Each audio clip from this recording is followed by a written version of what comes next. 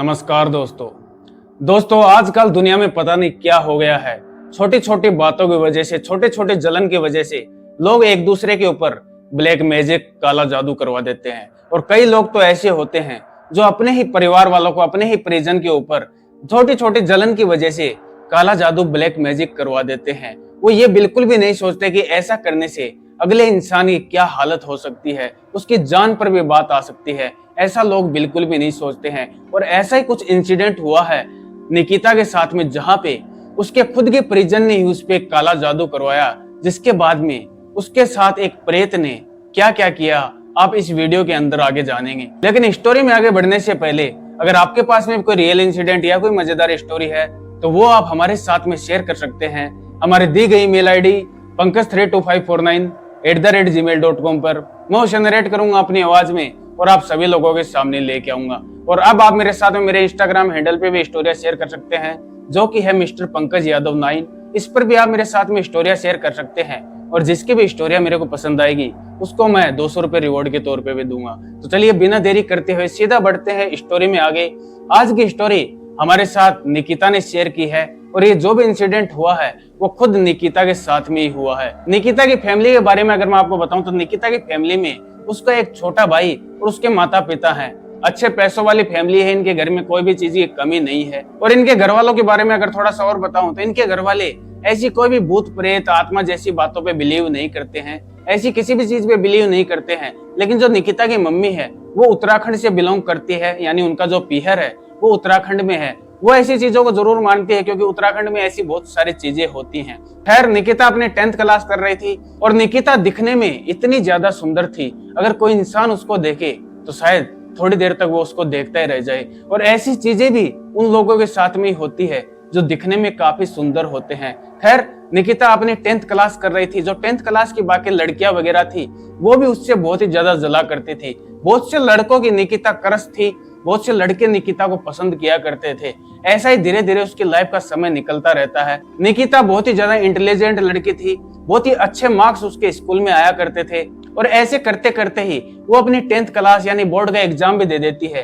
Board का exam देने के बाद में उसके स्कूल की जैसी समर वेकेशन होती है, तो समर वेकेशन में आप सभी जानते हो कि जो बच्चे होते हैं वो अपने मामा के घर पे जाते हैं। ऐसा ही निकिता के साथ में भी हुआ। निकिता के घर वालों ने भी उसे अपने मामा के घर पे भेज दिया समर वेकेशन में। वहां पे जाने के बाद में वो बहुत ही ज्यादा एंजॉय करती है। अगर उनके मामा के बारे में मैं बताऊं तो निकिता के 2 मामा और मामी है और उनके घर में नाना नानी है। बड़े मामा के सिर्फ 3 लड़कियां हैं और जो छोटे मामा है उनके 1 लड़का और लड़की है। बड़ी मामी उनको इतना पसंद नहीं करती है, निकिता को इतना पसंद नहीं करती है, पता नहीं किस चीज से वो उनसे जलती है। और निकिता की बड़ी मामी निकिता की मम्मी को भी पसंद नहीं करती है, उनसे भी बहुत ही ज्यादा जलती है, बहुत ज्यादा कटती है। खैर, निकिता अपना वहां पे टाइम स्पेंड करती है, अपना जो भी इंजॉय वगैरह है वो सारी चीजें वहां पे करती है। करीबन 15 से 20 दिन वो वहां पे रुकती है और फिर वो अपने गांव, अपने शहर में आ जाती है। अपने घर पे आने के बाद में निकिता जैसी पहली रात सोती है तो उसे कुछ ऐसा महसूस होता है जैसे उसकी छाती पे कोई बहुत ही ज्यादा वजन उसको महसूस हो रहा है। और वो अपनी आंखें खोलने की कोशिश कर रही है, अपनी बॉडी को मूवमेंट करवाने की कोशिश कर रही है, लेकिन वो हिल भी नहीं पा रही है। करीबन 15 से 20 मिनट तक उसके साथ में ये सारी चीजें चलती हैं। वो बिल्कुल भी नहीं हिल पा रही थी, उसको छाती में वजन महसूस हो रहा था। और जैसे ही 15-20 मिनट होती है उसकी अचानक से आंख खुलती है तो वो बिल्कुल नॉर्मल खुद को महसूस करती है। फिर वो इस चीज को सोचती है कि शायद ऐसे ही मेरे साथ में कुछ नॉर्मल तरीके से हो गया होगा, या ऐसे कोई मेरे को बुरा सपना आ गया जिसकी वजह से ये मेरे साथ में हो गया। इस चीज पे वो बिल्कुल भी ध्यान नहीं देती है। फिर वो दोबारा से सो जाती है और उसके बाद में उसके साथ में उस रात दोबारा कुछ नहीं होता।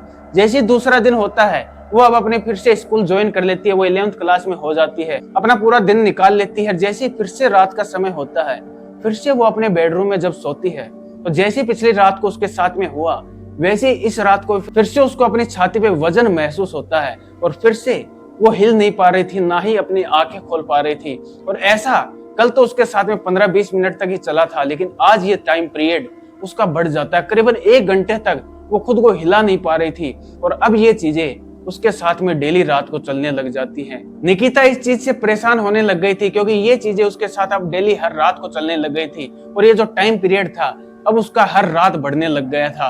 कई बार 2 घंटे तक वो खुद को हिला नहीं पाती तो कई बार 3 घंटे तक उसको अपनी छाती में वजन महसूस होता। अब इन चीजों से वो जब परेशान हो गई तो वो ये सारी चीजें अपने घर वालों को बताती है कि मेरे को रात को ऐसा ऐसा महसूस होता है। मेरे को मेरी छाती पे वजन महसूस होता है। लेकिन जैसा मैंने आपको बताया, इनके घर वाले बिल्कुल भी ऐसी चीजों में बिलीव नहीं करते थे। तो उसके घर वाले उसकी ये बात टाल देते हैं और उसको ही उल्टा डांट देते हैं कि इतना फोन क्यों चलाती है, तेरा दिमाग खराब हो गया, दिमाग में स्ट्रेस भरा पड़ा है, तू नींद अपनी पूरी नहीं कर रही है, सारे दिन तू फोन चलाती है, इसी वजह से ये सारी चीजें तेरे को महसूस हो रही है। ऐसी चीजें वो बोल के उसको डांट देते हैं। खैर निकिता कर भी क्या सकती थी, वो अपना जो भी कंटिन्यू अपना स्कूल वगैरह जाती, लेकिन जैसी रात होती उसके साथ में ये चीजें अब धीरे धीरे बढ़ना शुरू हो गई थी। उसके छाती पे वो कंटिन्यू वजन महसूस उसको हो रहा था। पूरी रात वो खुद को हिला नहीं पा रही थी, उसकी आंखें भी नहीं खुल पाती थी। ऐसी जब उसके साथ में चीजें चलने लग गई तो घर वाले तो उसकी बात मान नहीं रहे थे।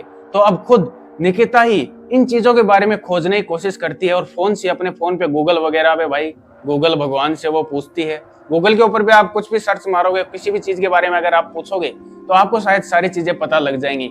ऐसा ही निकिता ने भी गूगल पे सर्च किया, अपनी जो भी सारी चीजें उसके साथ में हो रही थी वो सारी चीजें उसने सर्च मार के देखी तो उसको पता चला स्लीप पैरालिसिस के बारे में। और ये सारी चीजें स्लीप पैरालिसिस के अंदर ही होती हैं। तो वो समझ जाती है कि मुझे भी यही प्रॉब्लम है, मेरे को भी स्लीप पैरालिसिस ही होता है, जिसकी वजह से मैं हिल नहीं पाती ना ही बोल पाती हूँ। खैर ऐसा करते करते धीरे धीरे और समय निकल जाता है। निकिता अपनी 11th क्लास भी कंप्लीट कर लेती है, लेकिन जो ये सारी चीजें हैं वो अभी तक इसके साथ में बंद नहीं हुई थी, बल्कि उसके साथ में अब और ज्यादा बढ़ने लग गई थी।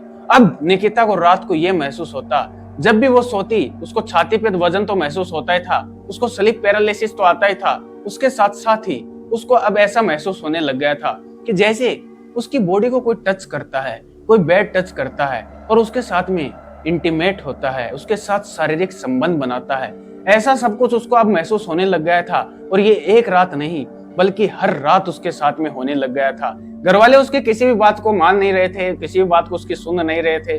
अब धीरे धीरे निकिता के साथ में भी ये चीजें बढ़ने लग जाती हैं। हर रात जब उसके साथ में ये सारी चीजें होने लग जाती हैं तो उसकी बॉडी में भी कुछ बिहेवियर चेंज होने लग जाते हैं। उसका शरीर अब देखने से ऐसा लग रहा था, जहाँ पे वो 11th क्लास के बच्चे करीबन 17-18 साल की बच्ची थी, अब वो दिखने में ऐसी लग रही थी कि जैसे एक शादीशुदा औरत हो जाती है। करीबन उसकी उम्र ऐसे लगती थी जैसे 28-30 साल की उम्र उसकी हो गई है।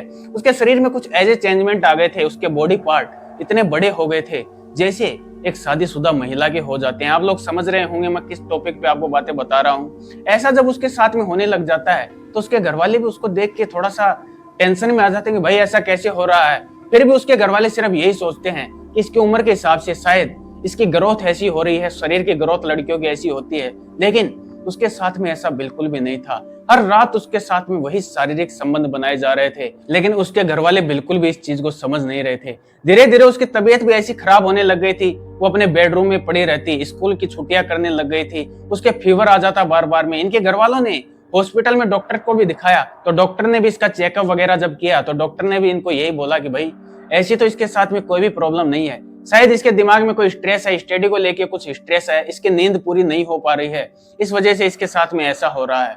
तो घर वाले भी उनकी बात ये सुन के घर वाले भी सोचते हैं कि भाई हमने भी यही सोचा था। खैर उसके बाद में निकिता के साथ में ये सब कुछ ऐसे ही चलता रहता है और वो अपनी 11th क्लास में कंप्लीट कर लेती है। उसके बाद में वो 12th क्लास में हो जाती है। 12th क्लास करते करते निकिता का शरीर ऐसा हो जाता है जैसे एक 35 साल की महिला का हो जाता है। ऐसा शरीर, उसके ऐसे बॉडी पार्ट ग्रोथ कर जाते हैं। निकिता के साथ में वो चीजें डेली बेसिस पे चल रही थी। ये चीजें इनके घर वालों को कुछ भी समझ में नहीं आ रही थी। ऐसा करते करते ही 12th क्लास में निकिता जैसे तैसे कंप्लीट कर लेती है। अब 12th क्लास कंप्लीट करने के बाद में निकिता को आगे की स्टडी करवाने के लिए उसे शहर भेजना था। तो इनके घर वाले प्लान करते हैं कि भाई निकिता को इसके बुआ के घर पे भेजा जाएगा, क्योंकि इसकी बुआ एक शहर में रहा करती थी। इनकी बुआ के बारे में अगर मैं बताऊं तो निकिता के जो फूफा जी थे वो आर्मी के अंदर थे, अपने घर पे बहुत ही कम आया करते थे। एक साल में महीना भर आ गए, 2 महीना आ गए। उनके बुआ के घर में उनके 2 लड़कियां जो निकिता की हम उम्री थी और उनका एक 8 साल का लड़का था। खैर इनका घर वाले ये सारा प्लान करके निकिता को उसके बुआ के घर पे भेज देते हैं। वहां पे जाने के बाद में उनकी बुआ निकिता को एक उसका रूम दे देती है कि भाई इस रूम में तुम रहो, यहाँ पे अपनी स्टडी करो। और उसके बाद में उसका एक एडमिशन एक कॉलेज में भी करवा दिया जाता है। खैर निकिता उसके बाद में 8 से 10 दिन तक ही अपने कॉलेज में गई होगी। उसके बाद में वो अपने बुआ के घर में जो रूम उसको दिया गया था, अब वो उस रूम में खुद को अकेला रहना पसंद किया करती थी। जो चीजें उसके साथ में हो रही थी वो पहले तो अपने फैमिली वालों को बताया करती थी, लेकिन अब निकिता को वो सारी चीजें मानो पसंद आने लग गई हो। अब उसको उन चीजों में इंटरेस्ट आने लग गया हो, उन चीजों में रह के अब वो खुश रहने लग गई थी। खैर ऐसे धीरे धीरे समय निकलता है, वो अपने उसी रूम में रहा करती और अपने रूम को लॉक करके रहा करती। जो सारी चीजें उसके साथ में चल रही थी वो कंटिन्यू अभी भी चल रही थी। हर रात उसके साथ में शारीरिक संबंध बनाए जा रहे थे, हर रात कोई ना कोई उसके साथ इंटीमेट हो रहा था। लेकिन इन चीजों में अब निकिता को भी खुशी मिल रही थी। खैर एक रात निकिता की बुआ की जो लड़कियां हैं वो कुछ काम के लिए निकिता के रूम के पास में आती हैं, तो उनको कुछ सुनाई देता है, जैसे निकिता के रूम से किसी लड़के किसी मर्द की आवाज आ रही है और निकिता उस मर्द से बात कर रही है। और निकिता की बुआ की लड़कियां खिड़की से जब अंदर देखती हैं तो उनको अंदर कोई भी दिखाई नहीं देता है। और ये सारी चीजें अब कंटिन्यू उनको सुनाई देने लगती हैं। जब भी उनकी बुआ की लड़कियां उसके रूम के आसपास से गुजरती तो उनको क्लियरली ये सारी चीजें सुनाई दिया करती कि निकिता किसी एक लड़के से बातें कर रही है। और अब उनको भी निकिता से डर लगने लग गया था। खैर एक दिन ये चीजों से परेशान होकर वो लड़कियां अपनी मम्मी को यानी निकिता की बुआ को ये सारी चीजें बताती हैं कि निकिता के रूम से ऐसी ऐसी आवाजें आती हैं जैसे उसके कमरे में कोई लड़का है। तो निकिता की बुआ बोलती है कि तुम लोग पागल हो गए हो, अपने घर में कौन लड़का है, तुम्हारा तो एक छोटा भाई है जो 7 से 8 साल का है, तुम कैसी बातें कर रहे हो। लेकिन वो लड़कियां अपनी मम्मी से कहती है कि नहीं मम्मी हम सच बोल रहे हैं, अगर आपको विश्वास नहीं है तो आप भी रात को एक बार सुनना। तो निकिता की बुआ उस टाइम के लिए तो उनकी बात को इग्नोर कर देती है, लेकिन रात को वो खुद भी ये चीज ट्राई करने की कोशिश करती है। और रात के जैसे ही 10-11 बजे का समय होता है निकिता की बुआ निकिता के रूम के पास में जाती है और जब वो ध्यान से सुनती है तो सच में निकिता के रूम से एक लड़के की आवाज आ रही थी। और वो आवाज बिल्कुल ऐसे नहीं थी कि निकिता किसी से बात कर रही है फोन पे स्पीकर पे या कोई वीडियो कुछ मूवी वगैरह देख रही है। वो क्लियरली ऐसी आवाज थी कि जैसे निकिता के रूम में कोई लड़का है और उससे वो बातें कर रहा है। ऐसा जब निकिता की बुआ ने सुना तो इधर से निकिता की जो बुआ की लड़कियां हैं वो भी वहां पे आ जाती हैं और निकिता की बुआ उसके गेट को नॉक करती है, निकिता को बोलती है कि भाई गेट खोलो। जब निकिता गेट खोलती है तो निकिता को उसकी बुआ बोलती है कि अंदर कौन है। निकिता तू किससे बातें कर रही है। तो निकिता उनसे बोलती है कि मैं तो किसी से बातें नहीं कर रही हूँ, ना ही कोई अंदर है, मैं तो फोन में मूवी देख रही थी। लेकिन निकिता की बुआ बोलती है कि नहीं, मेरे को जो आवाज सुनाई दे रही है वो किसी मूवी की नहीं, एक लड़के की है। मेरे को क्लियरली सुनाई दे रहा था कि तुम्हारे रूम में किसी लड़के की आवाज आ रही। तो निकिता बोलती है कि मेरे रूम में कोई भी लड़का नहीं है, आप कैसी बकवास कर रहे हैं। लेकिन उसकी बुआ इस बात को नहीं मानती है और उसकी बुआ और उसकी बुआ की लड़कियां रूम के अंदर जाके पूरे रूम को देखती है, लेकिन उसके रूम में कोई भी नहीं था। वो भी ये चीज देख के हैरान हो जाती है कि ऐसे कैसे हो सकता है, पिछले दिनों से इसके रूम में आवाज आ रही है और इसके रूम में कोई भी नहीं है। खैर वो लोग वहां से वापस अपने अपने रूम में चले जाते हैं। निकिता के बुआ के दिमाग में ये सारी चीजें चल रही थी कि ऐसी कैसे चीजें इसके साथ में हो रही है। और जब भी निकिता के घर वाले निकिता को कॉल किया करते तो निकिता अपने घर वालों के कॉल भी नहीं पिक करती। बहुत ज्यादा करने के बाद में वो एक बार कॉल करती और सीधे अपने घर वालों को भी यही बोला करती कि मेरे को परेशान मत करो, मेरे पास में कॉल मत किया करो, मैं तुमसे बात नहीं करना चाहती। ऐसे ही वो अपने घर वालों को भी जवाब दिया करती थी।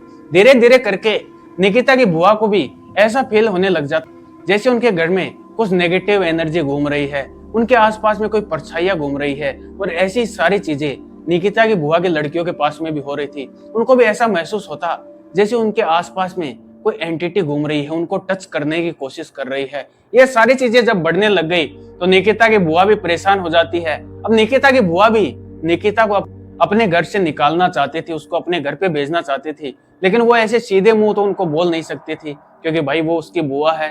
अपने भाई के लड़के को या अपने भाई को सीधे मुंह ऐसे नहीं बोल सकते थे कि तुम्हारे लड़के को यहाँ से ले जाओ।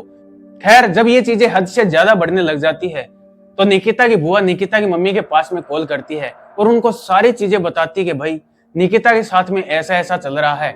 पिछले कुछ दिनों से हमें ऐसा लगता है कि उसके कमरे से किसी लड़के की आवाज आती है रात को, और वो अपनी कॉलेज में भी नहीं जा रही है, वो खुद को अपने रूम में लॉक करके रहती है, ना ही तो वो बाहर निकलती है ना हमसे किसी से बातें करती है। तो इधर से निकिता की मम्मी बोलती कि हाँ हमारा कॉल भी वो नहीं उठाती है। तो निकिता की बुआ बोलती कि आप लोग एक काम कीजिए, यहाँ पे आ जाइए और निकिता को अपने साथ में ले जाइए, क्योंकि कल को इस लड़की को कुछ हो गया तो मैं आपको क्या जवाब दूंगी। जब ये बात निकिता की मम्मी ने सुनी तो उनके घर वाले भी थोड़े टेंशन में आ जाते हैं। उसके बाद में निकिता के पापा और मम्मी यहाँ पे पहुंचते हैं इनकी बुआ के घर पे। पहुंचने के बाद में वो निकिता के रूम में जाते हैं और निकिता की मम्मी निकिता से पूछते हैं बेटा क्या हो गया, तू रात को किससे बातें करती है और ऐसा बिहेव तू क्यों कर रही है, ना ही हमसे बातें कर रही है। तो निकिता बोलती है कि नहीं ऐसी कोई बात नहीं है, मैं अकेले रह के खुश रहना चाहती हूँ। तो निकिता की मम्मी निकिता से बोलती है कि ठीक है बेटा चल अब हम अपने घर पे चलेंगे। तो निकिता उनसे गुस्से में बोलती है कि नहीं मेरे को कहीं पे भी नहीं जाना, मैं अब यहीं पे रहूंगी, मेरे को यहीं पे अच्छा लगता है, मैं आपके साथ पे घर पे नहीं चलूंगी। तो निकिता की मम्मी उसे मनाने की कोशिश करती है, बहुत ज्यादा उसको मनाती है। उसके बाद में कहीं जाके निकिता उनको बोलते कि ठीक है, मैं घर पे चलने के लिए तैयार हूँ, लेकिन मेरी एक शर्त है। तो निकिता की मम्मी बोलती है कि हाँ बेटा क्या? तो निकिता बोलती है कि मैं घर में जाने के बाद में मेरे रूम में रहूंगी, रूम से बाहर मैं नहीं निकलूंगी और आप लोग भी मेरे को डिस्टर्ब नहीं करोगे। अगर आप ये शर्त मानते हो तो मैं घर पे चलने के लिए तैयार हूँ। तो निकिता की मम्मी उस टाइम तो उसको बोल देते कि ठीक है बेटा, तेरे को जैसा करना है तू कर, लेकिन अभी हमारे साथ पे तू घर पे चल। और उसके बाद में निकिता की फैमिली उसको लेके अपने घर पे आ जाती है। और ऐसा ही होता है जैसा निकिता ने बोला था। निकिता अपने घर पे आने के बाद में अपने रूम के अंदर ही रहती है, ना तो रूम के बाहर आती, ना ही किसी से बातें करती। और जैसा निकिता के बुआ ने निकिता की फैमिली को बोला था, निकिता की मम्मी भी ये चीज नोटिस करने की कोशिश करती है, क्या सच में इसके रूम से आवाज आती है। और जैसे ही वो रात को निकिता के रूम के पास में जाती है तो वो भी क्लियरली ये चीज सुनती है कि सच में निकिता के रूम से एक लड़के की, एक मर्द की आवाज आ रही है, जैसे निकिता किसी से बात कर रही है। जैसे निकिता की मम्मी उसके खिड़की से देखती है तो उसके रूम के अंदर निकिता अकेली बैठी थी, जो पता नहीं किससे बातें कर रही थी। निकिता की मम्मी ये चीज देख के और भी ज्यादा टेंशन में आ जाती है। बेटी की चिंता तो होती है। उसके घर वाले तो इन चीजों पे विश्वास नहीं किया करते थे, लेकिन निकिता की मम्मी को तो कहीं ना कहीं इन चीजों पे विश्वास था। खैर ऐसा ही थोड़ा थोड़ा समय और निकलता है और अब निकिता की मम्मी को भी ऐसा महसूस होने लग जाता है जैसे उनके घर में कोई परछाई, कोई साया घूमता है। और निकिता की मम्मी के आसपास में भी वो साया घूमता है और निकिता की मम्मी को भी वो साया टच करने की कोशिश करता है। निकिता की मम्मी इन चीजों से बहुत ही ज्यादा परेशान हो गई थी, लेकिन वो कर भी क्या सकते थे, क्योंकि जो निकिता के पापा और भाई थे इन चीजों पे वो बिल्कुल भी नहीं विश्वास किया करते थे। अगर निकिता की मम्मी उनसे कुछ बोला भी करती इस बारे में तो इनके पापा इनकी मम्मी को ही डांट दिया करते कि तू पागल हो गई है, कैसी भूत प्रेतों की बातों पे विश्वास करती है। खैर ऐसे धीरे धीरे समय निकलता रहा और निकिता के साथ में वो सारी चीजें ऐसे ही चलती जा रही थी। निकिता बहुत ही ज्यादा मोटी हो गई थी, उसका वजन इतना ज्यादा हो गया था और उसके जो प्राइवेट पार्ट थे वो साइज में इतने ज्यादा इंक्रीज हो गए थे। अगर कोई भी उसे देखे तो कोई भी नहीं बता सकता कि निकिता की उम्र 20 से 21 साल की है। खैर ऐसे धीरे धीरे समय निकलता रहता है। एक दिन निकिता की मम्मी अपनी माँ से बात कर रही थी, यानी निकिता की नानी से बात कर रही थी। बातों बातों में ही निकिता की मम्मी अपनी माँ से बोलती है कि माँ, निकिता के साथ में पिछले दिनों से ऐसी ऐसी चीजें चल रही हैं। और वो सारी चीजें अपनी माँ को बताती है।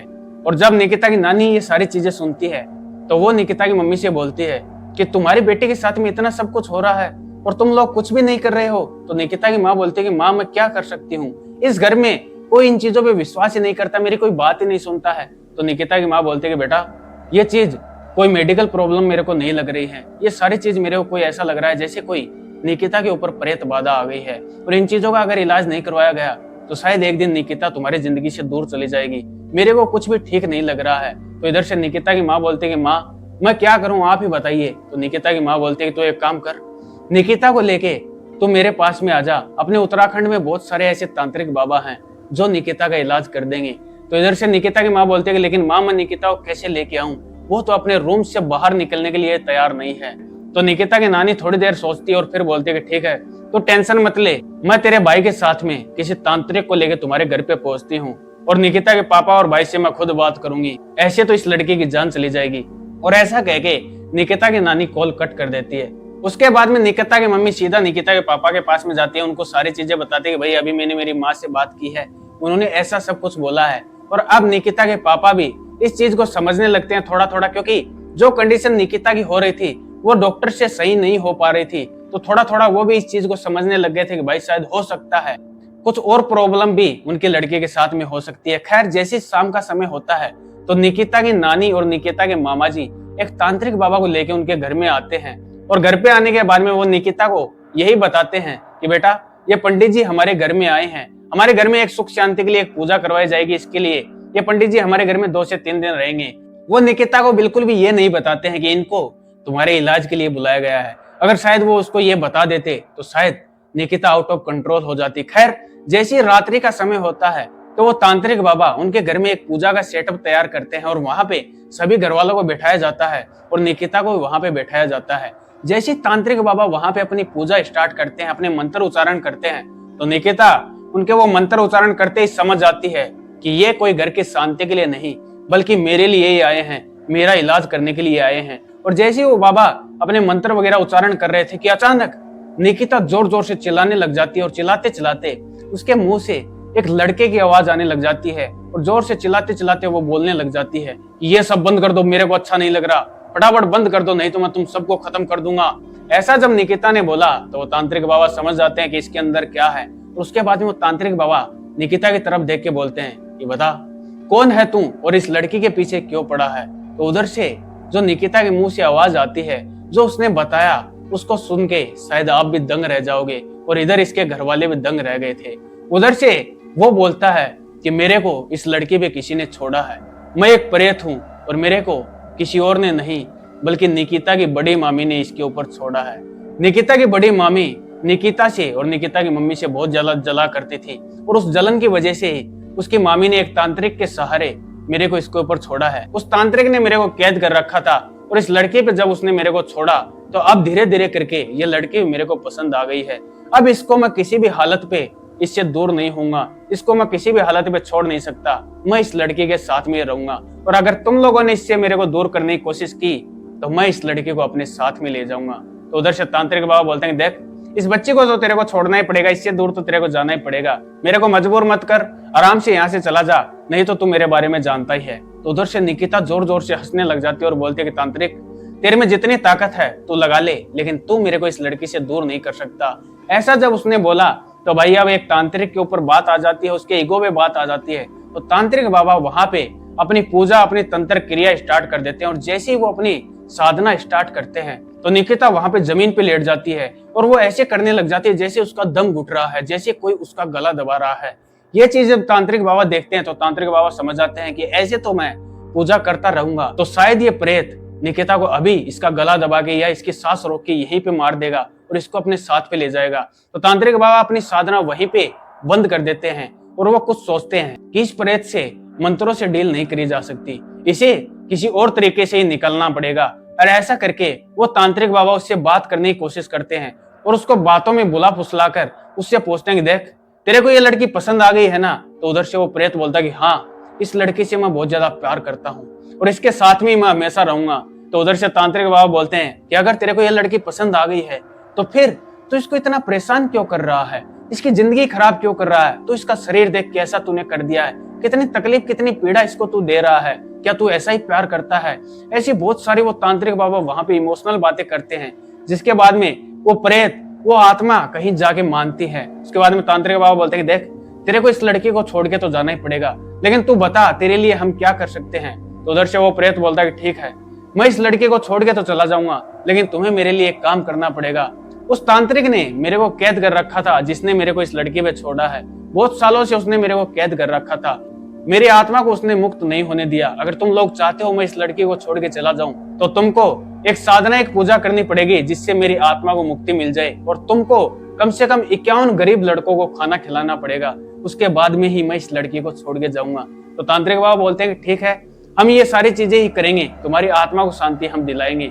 उसके बाद में जैसे ही दूसरा दिन होता है तांत्रिक बाबा उस घर में पूजा करते हैं, करीबन 7 से 8 घंटे तक वो पूजा चलती है और जैसा उस प्रेत ने, उस आत्मा ने बोला था 51 गरीब लड़कों को इन्होंने खाना खिलाया और उसके बाद में उस आत्मा को मुक्ति मिल जाती है। और उसके 1-2 महीने बाद में निकिता धीरे धीरे खुद को रिकवर कर पाती है और उसके बाद से निकिता की लाइफ से वो आत्मा हमेशा हमेशा के लिए दूर हो जाती है। उसके बाद में ना तो उसको कभी स्लीप पैरालिसिस आए, ना ही कभी किसी ने उसके साथ में ऐसा किया जो उसके साथ में हर रात शारीरिक संबंध बनते थे, कोई ना कोई उसके साथ में इंटीमेट होता था, ऐसी सारी चीजें उसके साथ में होना बंद हो जाती है। लेकिन सोचने वाली बात यह थी कि एक छोटी सी जलन के कारण उसकी खुद की बड़ी मामी ने उनके ऊपर ऐसा कालो जादू कर दिया जहां पे निकिता की जान भी जा सकती थी अगर वो बाबा सही टाइम पे उनके घर पे नहीं आते। खैर उसके बाद में इनके घर वालों ने अपनी बड़ी मामी से हर तरह का रिश्ता तोड़ दिया, यहाँ तक कि जो उसके मामा थे उसने भी अपनी वाइफ से रिश्ता तोड़ दिया। उसके बाद में उसके मामा भी उनसे अलग रहते हैं अभी तक, जैसा निकिता ने हमने बताया। और ये इंसिडेंट निकिता के साथ में कुछ ज्यादा दिन नहीं, अभी 8 से 9 महीने पहले ही हुआ था। अभी 8-9 महीने पहले ही वो ठीक हुई है और ये सारा का सारा इंसिडेंट हमारे साथ खुद निकिता ने शेयर किया है। तो आप लोगों ने देखा कैसी छोटी छोटी जलन की वजह से लोग काला जादू करवा देते हैं, ऐसी ऐसी चीजें करवा देते हैं जिससे अगले इंसान के साथ में कितना कुछ गलत हो जाता है, कितना कुछ गलत सहा होगा निकिता ने, कितनी प्रॉब्लम उसने सही होगी, इसका अंदाजा शायद कोई भी नहीं लगा सकता है। खैर स्टोरी आपको कैसी लगी कमेंट में मेरे को जरूर बताइएगा। अगर स्टोरी आपको पसंद आई है तो वीडियो को एक लाइक जरूर कर दीजिएगा, और अगर ऐसी स्टोरी आपको सुनना पसंद है तो चैनल को सब्सक्राइब जरूर कर दीजिएगा, क्योंकि सब्सक्राइब करने से आपको फायदा ये होगा, जब भी मैं कोई नई वीडियो या नई स्टोरी अपलोड करूंगा उसका नोटिफिकेशन आपके पास में तुरंत पहुंच जाएगा। और अगर आपके पास में कोई ऐसा रियल इंसिडेंट या कोई मजेदार स्टोरी है तो वो आप हमारे साथ में शेयर कर सकते हैं। हमारे दी गई ईमेल आईडी pankaj32549@gmail.com पर मैं उसे नरेट करूंगा अपनी आवाज में और आप सभी लोगों के सामने लेके आऊंगा। और अब आप मेरे साथ में मेरे इंस्टाग्राम हैंडल पे भी स्टोरियां शेयर कर सकते हो, जो कि है मिस्टर पंकज यादव 9। इस पर भी आप मेरे साथ में स्टोरियां शेयर कर सकते हो, और जिसकी भी स्टोरियां मेरे को पसंद आएगी उसको मैं 200 रुपए रिवॉर्ड के तौर पे भी दूंगा। और एक चीज मैं आपको और बता दूं, मैं ऐसी किसी भी चीज पे दावा नहीं करता हूँ। मेरे पास में जो स्टोरियां आती हैं मैं उनको आपके एंटरटेनमेंट के लिए नरेट कर देता हूँ। ऐसी कोई भी चीजों पे मैं दावा नहीं करता हूँ कि ऐसी चीजें इस दुनिया में होती हैं या नहीं होती है। तो खैर मिलते हैं अगली स्टोरी में। धन्यवाद।